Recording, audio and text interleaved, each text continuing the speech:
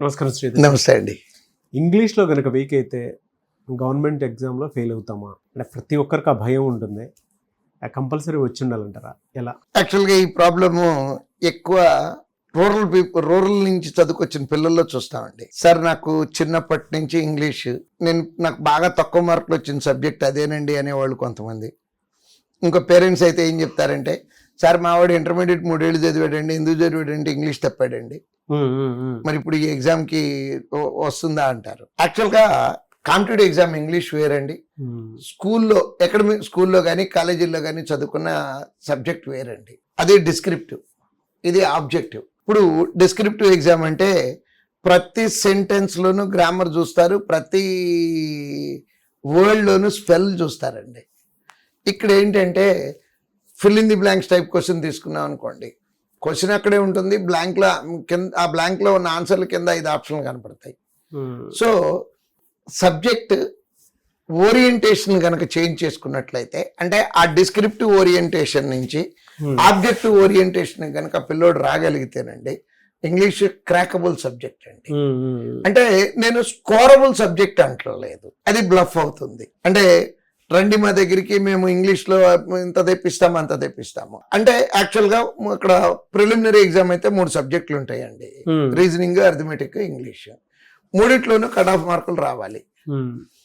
యూజువల్గా cut off మార్కులు miss అవుతూ ఉంటారు ఇంగ్లీష్లో. నేనేమన్నానంటే కట్ ఆఫ్ మార్కుల కన్నా కొంచెం ఎక్కువ తెచ్చుకొని ఈ మిగిలిన 2 సబ్జెక్టులో స్కోర్ తెచ్చుకున్నారనుకోండి, ఓవరాల్ కట్ ఆఫ్ వచ్చేస్తుంది. అవును. సో అంటే మినిమం కట్ ఆఫ్ అనేది ఈజీగానే తెచ్చుకోవచ్చు అండి. ఎందుకంటే ఎగ్జామ్లో ఇప్పుడు 30 బిట్స్కి 5, 6, 7, 8, 9, 10 ఆ రేంజ్లో ఉంటాయండి, డిపెండింగ్ ఆన్ ద ఎగ్జామ్. 30లో 10 మార్కులు ఈజీగా తెచ్చుకోవచ్చు అండి. అట్లా అని నేను 30 చేసేస్తానని అంటలేదండి. ఇమీడియట్గా చేయగలిగేది ఏంటంటే కట్ ఆఫ్ మార్కులు క్లియర్ చేయడానికి కావాల్సిన గైడెన్స్ ఇస్తాము. ఆ గైడెన్స్ ఏంటంటే పిల్లలు నేను చెప్పే సజెషన్ ఏంటంటే న్యూస్ పేపర్ చదవాలండి. ఇంగ్లీష్ న్యూస్ పేపర్ తీసుకొని దాంట్లో ఏం జరిగిందో అర్థం కాకపోయినా ఈజ్ అనుకుంటూ అనుకుంటూ ఇబ్బంది పడుతూ చదివినా సరే ఒక ఫ్లోలో చదవటం రావాలండి. మీనింగ్ అర్థం కావక్కర్లేదు. ఫస్ట్ స్టేజ్లో ఆ ఫ్లోలో అలా సెంటెన్స్ చదువుకెళ్ళగలిగితే సరిపోతుంది. నెక్స్ట్ అలా చదవగలిగినప్పుడు కొద్దిగా మీనింగ్ అర్థం చేసుకోవటం. నెక్స్ట్ దాన్ని యాక్చువల్గా ఇప్పుడు మన ఇద్దరమే కలిసి ప్రిపేర్ అవుతున్నాం అనుకోండి, ఒకే న్యూస్ పేపర్ కొనుక్కొని ఒక పారాగ్రాఫ్ చదివి దాంట్లో నాకేం అర్థమైందో మీకు చెప్పటం, మీకేం అర్థమైందో నాకు చెప్పటం.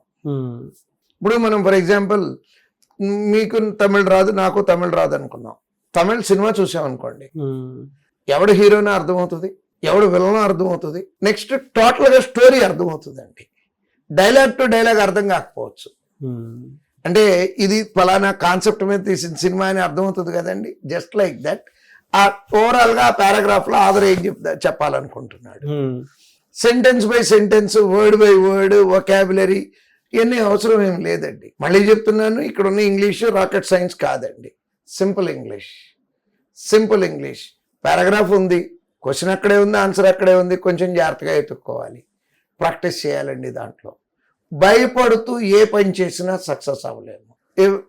పిల్లల దగ్గర నేను రెగ్యులర్గా అబ్జర్వ్ సార్ నాకు ఇంగ్లీష్ రావట్లేదండి ఆడు మొదలు పెట్టేటప్పుడే నాకు చేత కాదనుకొని మొదలు పెడితే ఎలా సక్సెస్ అవుతుందండి? ప్రయత్నం చేద్దాము. అంటే మొదలు పెట్టేటప్పుడే ఎస్ నేను ఇంగ్లీష్, అది అవ్వదండి.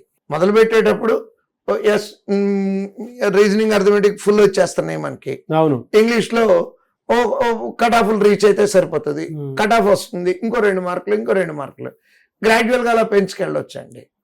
బట్ దానికి చేయాల్సింది, నేను చదువుకున్నప్పుడు నేను చేసింది చెప్తా అండి. ఎక్కువ fill in the blanks question కనీసం 10 ఉంటాయండి ఎగ్జామ్లో. క్వశ్చన్ అట్లా పెట్టుకొని ఫస్ట్ది అక్కడ పెట్టి చదువుతా, అంటే ఫస్ట్ బ్లాంక్ కింద ఉన్నటువంటి ఆన్సర్లో ఫస్ట్ది అక్కడ పెట్టి చదువుతాం. యూజువల్గా కింద ఉన్న 5 ఎవరికైనా సరే 2 కాదనిపిస్తుందండి, 3 మీద డౌట్ వస్తుంది. అలా డౌట్ వచ్చినప్పుడు అక్కడ ఆన్సర్ ఏముందో చూసుకొని ఆన్సర్ పెట్టి చదివి దాన్ని అంటే మెమరైజ్ చేయటం అండి. ఎలా అంటే మనం ఆ ప్రాక్టీస్ చేయటం వలన మనకు వచ్చేది ఏంటంటే, మళ్ళీ ఎగ్జామ్లో కూడా అలానే పెట్టి చదువుతున్నప్పుడు ఇది బాగాలేదు అనుకుంటే ఆన్సర్ ఎలిమినేట్ అవుతుందండి. ఇంగ్లీష్లో చేయాల్సింది సెలక్షన్ కాదండి, ఎలిమినేషన్. 5 ఆప్షన్లు ఉన్నాయి, ఇది కాదు, ఇది కాదు, ఇది కాదు, ఇది కాదు, మిగిలిన 5ది ఆన్సర్ అండి.